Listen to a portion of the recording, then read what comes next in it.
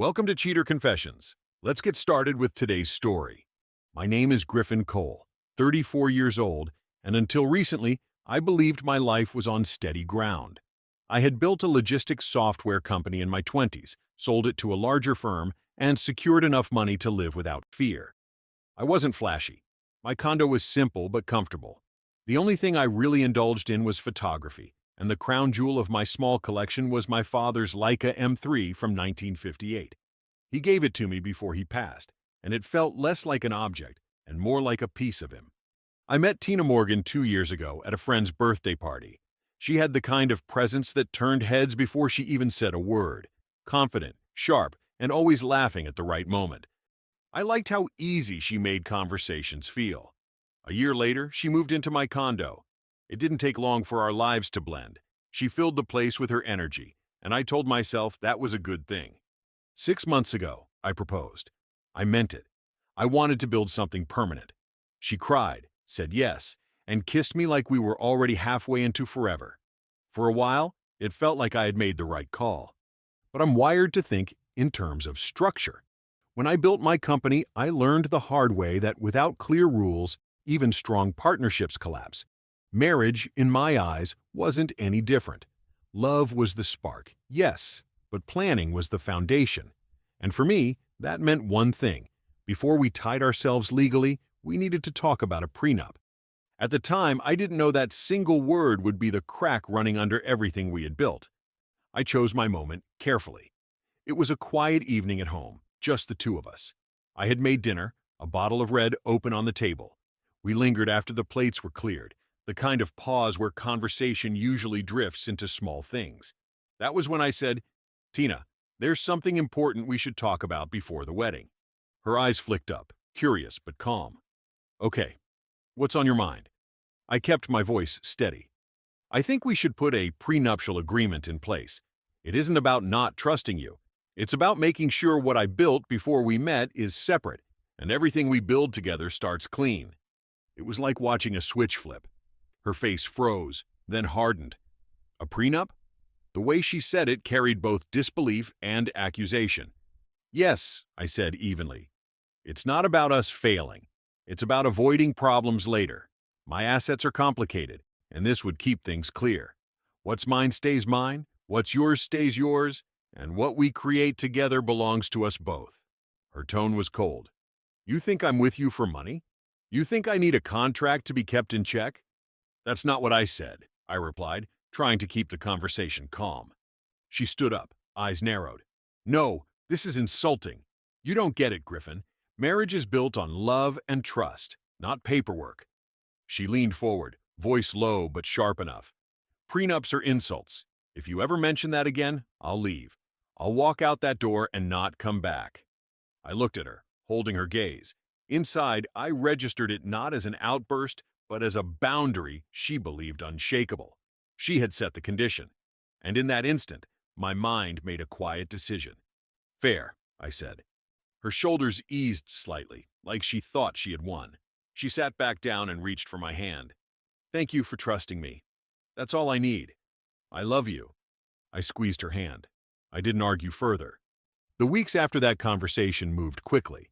Wedding plans seemed to take over every corner of our lives. Tina's best friend, Marina Lopez, had all but appointed herself planner. She was the type who thrived on spectacle, flower walls, champagne fountains, designer invitations. I listened to her ideas, nodded politely, and filed the numbers away in my head.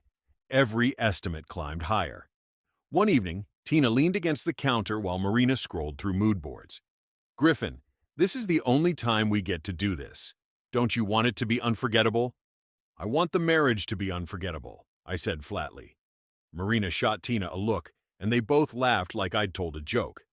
But I wasn't joking. Around the same time, Tina's older brother Darren called me. He worked in real estate. "Griffin, listen, I've got a duplex deal you'll love. Rock solid, prime location. You sign on as a co-investor and we flip it in 6 months. Easy money." I told him I'd think about it, but I didn't need to. I knew exactly what it was, a request for me to carry his risk. Meanwhile, the spending started to creep. Tina had a secondary card I'd given her for groceries and home expenses. Suddenly, the charges shifted. Designer handbags, spa retreats, dinners that doubled as wedding stress relief. I didn't confront her. Instead, I called the bank, reported the card as compromised, and had it canceled. When she asked about it, I said the replacement was delayed. She didn't press. But the moment that settled everything for me happened one Saturday morning. I went to pull out my Leica, the one my father gave me, planning to take it out for some street shots. The case was empty. "Tina," I asked later, "where's the Leica?" "It's not in the cabinet." She smiled at me from the mirror while applying lipstick. "I took it to that charity event last week. Don't worry, it looks better on me anyway." "It's not an accessory," I said, keeping my voice calm. "It's a family heirloom. I need it back." Her reflection smirked. "Griffin, stop with the yours and mine thinking. That's what marriage is. What's yours is ours now." That was the moment I knew. She wasn't confused about boundaries. She was erasing them. The morning after the Leica exchange, I called an attorney I'd been referred to months earlier, but never needed. Liza Hart. Her reputation was sharp, strategic, and no wasted words. We met in her office downtown. I explained everything. Tina's ultimatum, the spending, her brother's pitch, the Leica. Liza listened, took notes, and finally said, "You're not paranoid. You're observant. From here, you protect your ground. Document everything. Move your liquid assets. Lock down your accounts. And when you end it, do it clean. Don't argue. Don't justify. Just end it." I followed her instructions to the letter. New accounts, new passwords, an itemized inventory of my condo, every email and statement saved. That Friday night, I asked Tina to sit with me in the living room. She came in still dressed from dinner with Marina. "What's this about?" she asked, dropping her purse on the couch. I didn't raise my voice. "Tina, this isn't working. I'm calling off the engagement." Her mouth opened, closed, then curved into a cold smile. "You're breaking up with me because of that prenup? We already settled this." "You set the terms," I said evenly. "You told me if I mentioned it again, you'd leave. I'm just respecting what you made clear." Her expression shifted. Shock, then rage. "You're unbelievable. After everything I've done for you?" I stayed still. "I need my father's camera back. Please return it by next week." Her voice went hard. "You're going to regret this, Griffin. You have no idea what kind of storm you just started." She grabbed an overnight bag, tossed clothes in, and slammed the door behind her. The next morning, I opened my email to a message from a firm I knew by reputation. Letterhead at the top, aggressive language throughout. "We represent Ms. Tina Morgan. This correspondence serves as notice of forthcoming claims." The storm had arrived, right on schedule. The letter from Tina's lawyer, Brian Keller, was written like a declaration of war. He didn't go for half measures. According to him, Tina had given up a promising career trajectory in event planning to support my demanding lifestyle. She had, in his words, managed the household to such a degree that her labor created equitable interest in the condominium. He wanted $250,000 for that alone. Then came the investment angle. Keller claimed that one of my most successful angel deals was possible only because Tina introduced me to an investor during a wine tasting she had organized. They weren't saying she invented the business, just that she created the opportunity. That part made me laugh out loud. The truth was, I'd been negotiating with the investor for weeks before that night. But the boldest line was about my father's Leica. According to Keller, I had gifted the camera to Tina as a symbol of our upcoming marriage. He called it her property now, not mine. The demands didn't stop there. A lump sum to maintain the standard of living she had become accustomed to. Additional compensation for emotional trauma. It was an audacious list, designed to look just believable enough to force me into writing a check. At first, the weight of it pressed on me. I barely slept one night, staring at the ceiling, thinking maybe it would be easier to settle. Just pay, move on, erase the mess. The next day, I told Liza what I was thinking. She didn't flinch. They wanted to build a narrative. I was going to dismantle it piece by piece. Liza was relentless. First, she drafted a packet of invoices, the cleaning service that came every Friday, the decorator I'd hired months before Tina moved in. So much for household management. Then she pulled Tina's own social media posts, public bragging about her event studio being booked solid during the very months she claimed she had sacrificed her career for me. Next came the wine tasting claim. I handed over the emails with the investor, neatly time-stamped and crystal clear. Liza grinned, the first time I'd seen her do it. This is gold. They'll hate it because it shows intent and timing. They can still argue, but it's smoke. But the real weapon was the Leica. I told Liza how Tina had refused to return it, how she had claimed it as hers. Liza leaned back in her chair.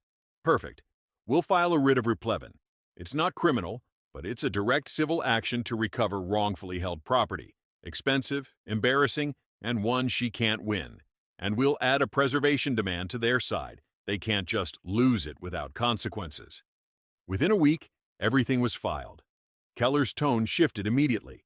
He stopped talking about a quick settlement and pushed for mediation. Liza accepted without hesitation. My part was simple. Stay calm, stay quiet, and let the evidence speak louder than their noise. For the first time since Tina slammed that ultimatum down, I felt the balance shift. They had their story. We had the truth and the leverage. The mediation took place in a rented conference room. I sat on one side with Liza. Tina came in with Brian Keller, her brother Darren trailing behind. Brian started strong. Ms. Morgan gave up her career trajectory, invested her time and energy into Mr. Cole's demanding life, hosted business gatherings that directly led to profitable ventures, and acted as a partner in every meaningful sense. She is entitled to compensation for those sacrifices. He turned to me with a sympathetic shake of his head. We aren't here to destroy you, Griffin. We're here to ensure fairness. Liza didn't flinch. She waited until the silence hung heavy, then said, My client is here to honor a promise. Tina told him, Prenups are insults. If you mention that again, I'll leave. That was her condition, and he has simply respected it. She set the terms. We're here today to finalize her departure. The room went still. Tina's face drained. Liza opened a binder. As for household management, here are invoices from the professional cleaning service and decorator, paid months before Tina moved in. Career sacrifice? She slid out color printouts of Tina's own posts about new clients, full calendars, loving the hustle. Tina's lips pressed tight. And the wine tasting? Liza lifted a folder, slid it across. Emails, dated a full week before that dinner, confirming the deal in principle. Whatever role Tina played that evening, it was social, not strategic. Keller's jaw tightened. He tried to pivot, but Liza wasn't finished. Finally, the Leica M3 camera, wrongfully withheld. We have filed a writ of replevin. Additionally, it's insured under Griffin's policy, which requires cooperation with recovery. Darren's posture collapsed first. Tina's hands shook. They asked for a recess and left the room. When they returned, Keller's voice was flat. My clients withdraw all claims. Ms. Morgan will return the camera and remove her belongings by week's end. It was over. 2 days later, a courier rang my bell. The package was small, wrapped. Inside was the Leica. I turned it over in my hands. The shutter clicked smoothly, the sound steady. It wasn't just a camera. It was proof that some things still held their shape. By Friday, Marina came to collect Tina's boxes. No drama, no scenes. Just cardboard sealed with tape, carried out one by one until the condo was mine again. I didn't celebrate. I didn't pour a drink or call friends. Instead, I made a simple dinner. I ate alone at the same table where Tina once leaned across and told me prenups were insults. I remembered the exact moment she gave me the line that ended us. She thought it was a surrender. She set the terms, and all I did was hold her to them. After dinner, I set the Leica on the desk beside me. I thought about how she and her family had framed this as a merger, a takeover. Love had been the headline, but acquisition was the fine print. They walked in believing they could bend my life around theirs. They walked out with nothing but their own echoes. And I had kept what mattered. The future was mine to build, without the conditions I hadn't agreed to. The ground under me was steady again. This time I knew exactly why. Thank you for watching.